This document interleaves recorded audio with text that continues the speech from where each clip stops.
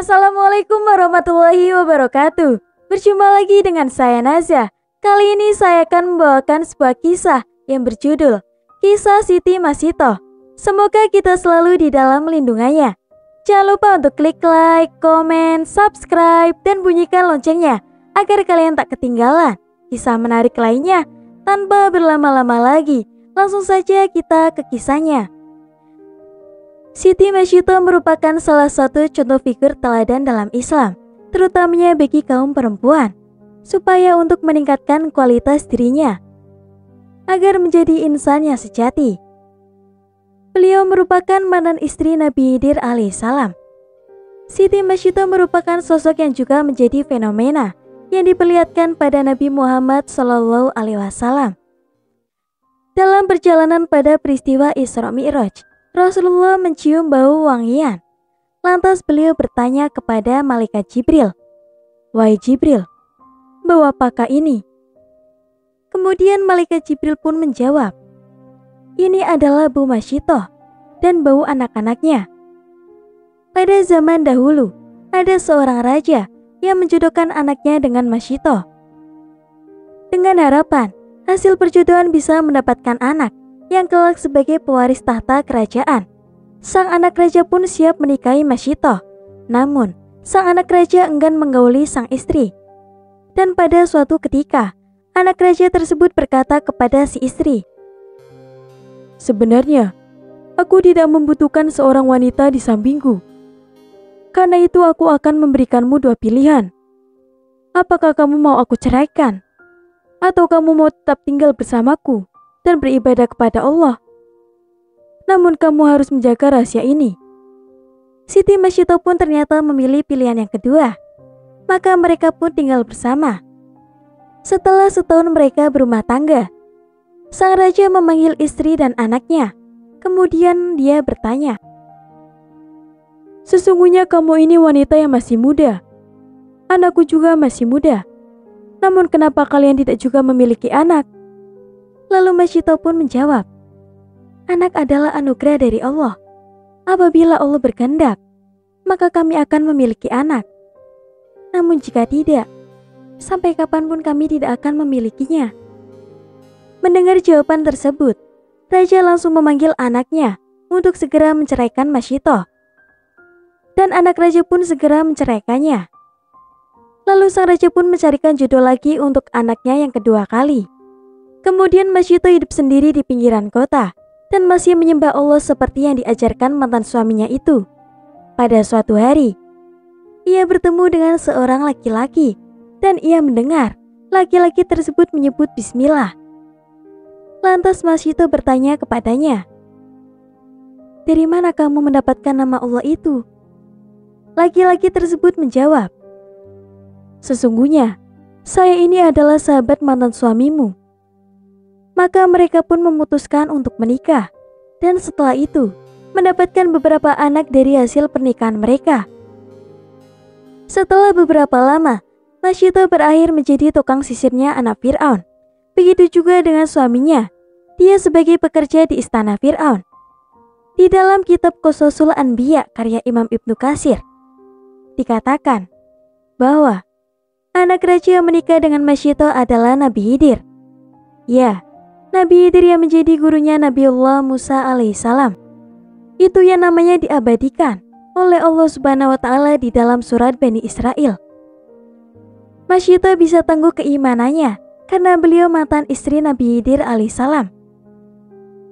Maka dari itu, meskipun ia diceraikan, keimanan tetap melekat hingga ajal menjemputnya. Karena saat Nabi Khidir masih menikah dengan Masito, tentu mengajari tentang segala sesuatu bentuk ketauhidan kepadanya.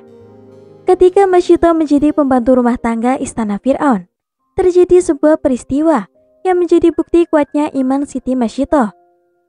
Pada suatu itu, di pagi hari di istana Fir'aun yang megah, nampak dua orang perempuan yang sedang beraktivitas. Seorang perempuan dewasa dengan raut muka yang damai menenteramkan, dan seorang remaja putri cantik jelita. Namun jika dicermati, nampak kalau keduanya berbeda kedudukan, walau terlihat sangat akrab. Perempuan dewasa itu adalah Masito, sedangkan remaja putri itu duduk menghadap ke cermin. Sementara Masyito asyik menyisir rambut sang putri dengan sesekali menggumamkan lirik lagu. Sambil melakukan aktivitas, kemudian mereka bercakap. "Bibi, apakah aku sudah cantik?" Lalu Masyito pun menjawab, "Tuanku putri senantiasa cantik." "Bibi tidak bohong kan?" Lalu Siti Masyito pun menjawab, "Seumur umur, pernahkah Bibi berbohong kepada Tuan Putri?" "Iya, memang Bibi tidak pernah berbohong." Mereka pun asyik bercakap dengan banyaknya pertanyaan-pertanyaan yang meluncur dari mulut mungil sang putri yang memang dikaruniai otak yang sangat cerdas. Hingga tidak terasa sisir di tangan Masyito terjatuh. Kemudian Masyito pun mengucapkan, "Subhanallah, ampun Tuan Putri, maafkan hamba." Kemudian si putri pun berkata, "Tadi apa yang Bibi ucapkan?" Kemudian Bibi Masyito pun menjawab, "Ampun Tuan Putri." Kemudian Tuan Putri pun berkata, Bukannya itu Bibi." Seketika bias wajah Ibunda Masyito menyadari keteledorannya. Terpaku beberapa saat, hingga kemudian beliau tumbuh keberaniannya untuk mengatakannya dengan terbata-bata, "Subhanallah, siapa itu Allah, Bi? Kenapa Bibi tidak menyebutkan nama ayahanda?" Masyito menjawab, "Allah itu Tuhan hamba, Tuan Putri." Kemudian sang putri pun berkata, "Bukankah Tuhan seluruh alam ini adalah ayahku, Raja Fir'aun?" Tercekatlah Ibunda Siti Masyito, terbayang rasa ketakutan yang amat sangat dari raut wajahnya. Kemudian Masyito pun berkata, "Benar Tuan Putri, namun bagi hamba dan keluarga hamba, Tuhan itu Allah yang satu. Sudahlah Tuan Putri, lupakanlah. Itu tidak penting." Dan mereka berdua pun melanjutkan kegiatan, dan seolah-olah tidak pernah terjadi percakapan yang penting sebelumnya.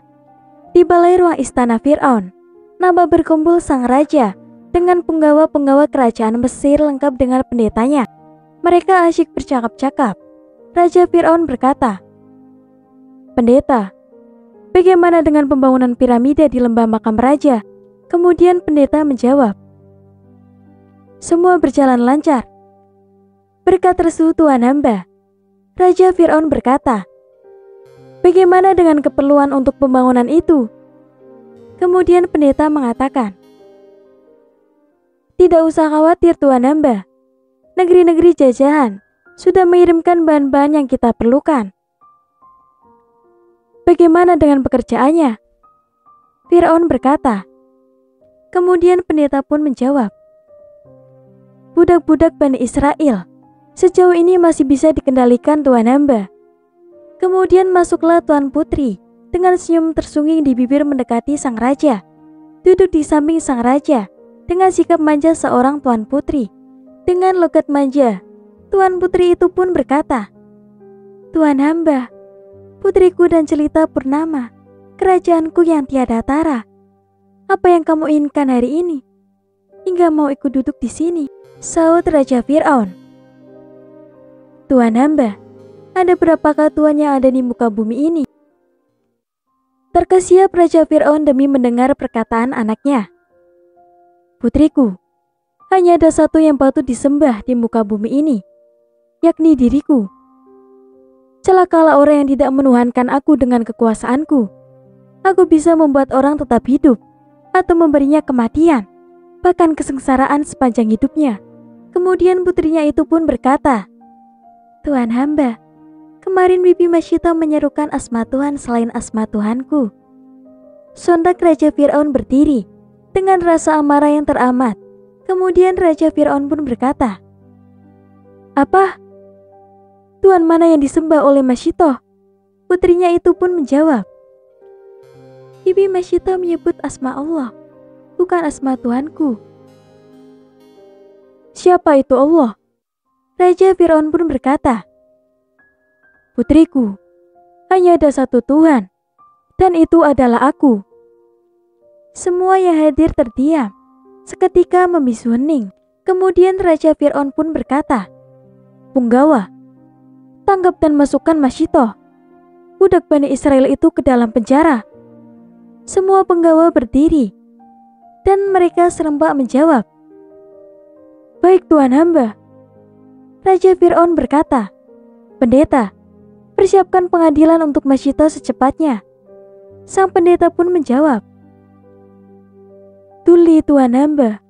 Tuan putri pun tercekat, tidak terbayangkan sebelumnya apa yang telah disampaikan akan membuat celaka kepada orang yang paling disayanginya itu. Namun apa mau dikata, nasi telah menjadi bubur. Pengawal kerajaan Mesir tergopoh-gopoh menyeret Ibunda Siti Masyito dengan paksa. Kemudian pengawal pun mengatakan, "Celakalah engkau dan keluargamu Masyito." Kemudian Masyito pun menjawab, "Ampun Tuan, ampun," dengan wajah yang teramat takut.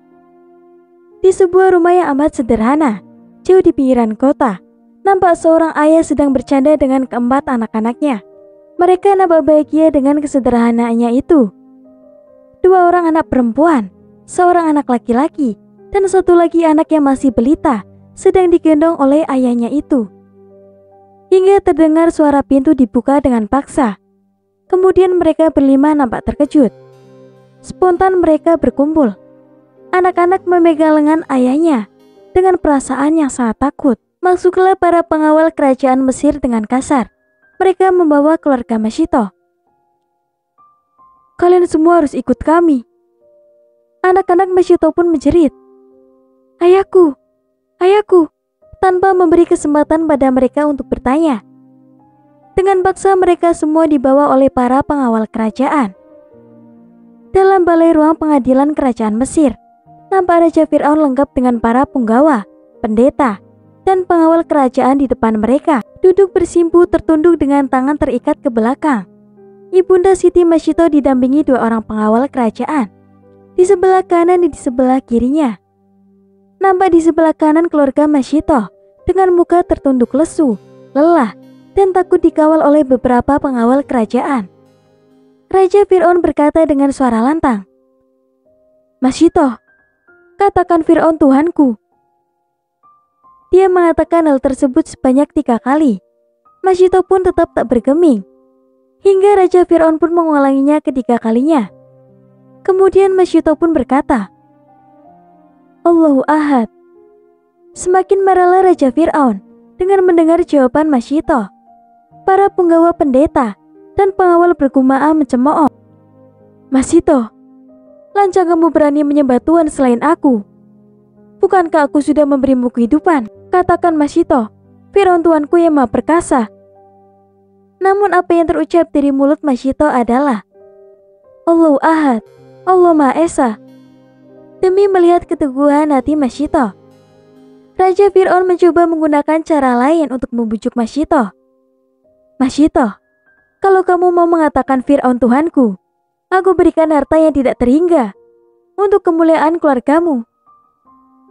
Namun Masyito pun tetap mengucapkan, "Allahu Ahad, Allah Maha Esa." Raja Fir'aun pun berkata, "Masyito, kalau aku berikan separuh kerajaanku, maukah engkau mengatakan Fir'aun Tuhanku?" Masyito pun tetap berkata, "Allahu Ahad." Semakin ramai gemuruh orang-orang yang hadir di ruang pengadilan. "Masyito, kalau engkau aku jadikan istriku dan kuangkat menjadi permaisuriku, maukah engkau mengatakan Fir'aun Tuhanku?" Masyito pun tetap berpegang teguh, dan kemudian dia mengucapkan, "Allahu Ahad." Semua yang hadir di ruang sidang ramai mengutuk Masyito dengan melempar apa-apa yang mereka pegang ke arah Masyito. Semakin marah Raja Fir'aun demi mengetahui keteguhan hati Masyito. "Masyito, engkau pilih mana? Keluargamu aku masukkan ke dalam minyak yang mendidih, atau engkau mau mengatakan Fir'aun Tuhanku?" Masyito pun tetap berkata, "Allahu Ahad, Allah Maha Esa." Kemudian yang hadir di ruang sidang tercekat. "Pengawal, seret suaminya, masukkan ke dalam belanga minyak," kata Raja Fir'aun. Pengawal pun menarik lengan suami Masyito, sementara balita yang digendongnya diserahkan kepada anak pertamanya. Terangkatlah muka Masyito memandangi suaminya. Mereka pun beradu pandang dan saling tersenyum. Kemudian Masyito pun berkata, "Syahid, kemuliaan surga menunggumu." Kemudian suaminya pun berkata, "Insya Allah, relakan." Dengan kasar pengawal menariknya. Ketika anak Masyito pun menjerit meneriaki ayahnya. Kemudian suami Masyito mengatakan, "Selamat tinggal anak-anakku. Semoga kelak bertemu di surga." Semakin geramlah Raja Fir'aun. Kemudian Raja Fir'aun pun berkata, "Katakan Fir'aun Tuhanku." Tetap saja mulut Masyito mengatakan, "Allahu Ahad." Raja Fir'aun pun berkata, "Seret anak pertama Masyito." Pengawal pun memegang lengan anak perempuan Masyito. Balita yang digendongnya pun diserahkan kepada anak kedua Masyito. Pengawal menariknya dengan paksa. Anak pertama pun menyebut nama-nama ibunya. Kemudian Masyito mengatakan, "Sebut asma Allah anakku." Dengan muka penuh sendu, anak pertama itu mengatakan, "Allahu Akbar, Allahu Akbar, Allahu Akbar."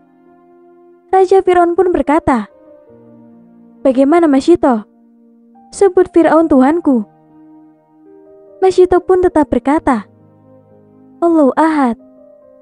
Kemudian Raja Fir'aun pun berkata, "Seret anak kedua Masyito."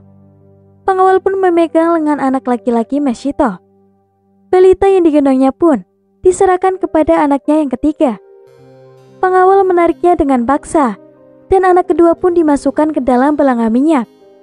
Sebelum itu, Masyito pun mengatakan, "Sebut asma Allah anakku."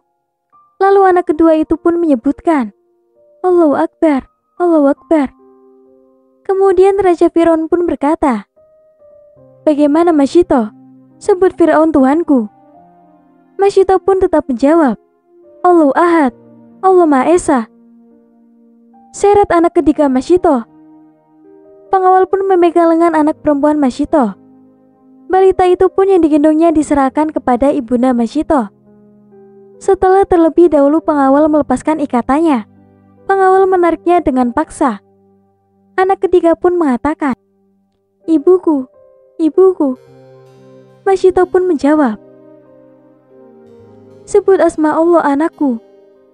Lalu anak yang ketiga menjawab, "Allahu Akbar, Allahu Akbar, Allahu Akbar." Raja Fir'aun berkata, "Bagaimana Masyito? Sebut Fir'aun Tuhanku." Kemudian Masyito pun tetap berkata, "Allahu Ahad." Keteguhan iman ibunda Siti Masyito semakin membuat Raja Fir'aun marah. "Sekarang hanya tinggal engkau dan anak bungsu Masyito." Kemudian ibunda Masyito menundukkan kepalanya, seraya mencium anak bungsu yang digendongnya. "Sebut Fir'aun Tuhanku, atau aku rebus anak bungsumu ini." Ibunda Siti Masyito tercekat. Ada keraguan di wajahnya ketika melihat roman anak bungsu yang digendongnya. Terdiam sambil terus mencium wajah anak bungsunya itu. Hingga Allah Subhanahu wa Ta'ala menurunkan mukjizatnya. Balita yang belum waktunya mampu berbicara itu kemudian berbicara kepada ibunya, "Ibu, teguhkan hatimu, kuatkan imanmu. Surga Allah lebih indah dari surganya Fir'aun yang kufur. Relakan ibu, jangan sampai iman ibu goyah." Semua yang hadir di ruang sidang tersebut akhirnya terkejut. Kemudian Masyito pun berkata, "Allahu Ahad, Allahu Ahad, Allahu Ahad." Subhanallah, Engkau Maha Agung. Ya Allah, ampuni hambamu yang sempat ragu. Raja Fir'aun pun berkata, "Seret anak bungsu Masyito." Dengan menjerit Masyito pun berkata, "Allahu Ahad, Allahu Ahad." Dengan mempertahankan anak bungsunya dari renggutan tangan para pengawal. Hingga Masyito pun jatuh terduduk, menyembut tertunduk dan menangis. Satu dua yang hadir di ruang sidang mulai merasa terenyuh dan menitikkan air matanya. "Sekarang hanya tinggal engkau seorang Masyito. Katakan Fir'aun Tuhanku." Masyito pun tetap berkata, Allahu Ahad. Raja, Engkau telah renggut permata-permata hatiku. Apalagi yang aku tunggu selain lekas bertemu dengan mereka di surga? Pengawal, seret budak murtad ini, masukkan ke dalam belanga minyak yang mendidih. Pengawal menyeret lengan Masyito. Masyito pun tidak melawan, mengikutinya dengan hati yang ikhlas, menunggu bayaran surga Allah yang Maha Esa. Setelah Masyito dihukum, hadirin yang ada di sidang ruang tertunduk, mendapatkan pelajaran yang berharga pada hari ini tentang harga yang harus dibayar karena dengan keteguhan iman. Setelah ia dan bayinya terjun ke minyak panas, terjadilah peristiwa yang aneh. Setelah itu muncul bau yang harum. Tulang-tulang Siti Masyito dan anak-anaknya dikubur di satu tempat. Hingga pada suatu hari, dalam peristiwa Isra Mi'raj, Rasulullah melewati tempat tersebut. Tiba-tiba Rasulullah mencium bau harum dan menanyakan asal dari bau tersebut. Itulah kuburan Masyito bersama anak-anaknya, jawab malaikat Jibril. Cukup sekian kisah yang dapat saya sampaikan.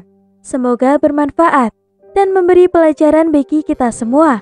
Akhir kata, wassalamualaikum warahmatullahi wabarakatuh.